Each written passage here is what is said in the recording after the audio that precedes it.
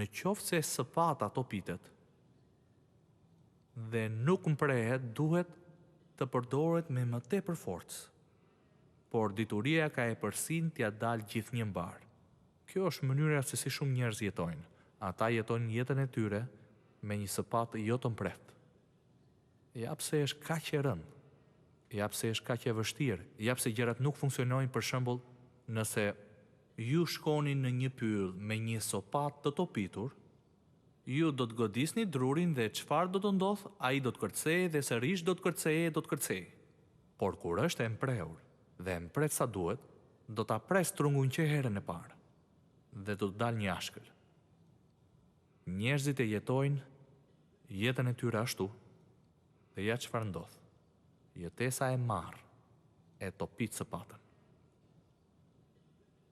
Jetesa e perëndishme e urtë e mpres sëpatën dhe vini re çfarë thot ai. Ai duhet të përdor më tepër forcë. Që do thotë se për të jetuar një jetë në mosbindje dhe në rebelim kundër Perëndis, do të duhet më shumë forcë se sa për të jetuar një jetë me urtësi.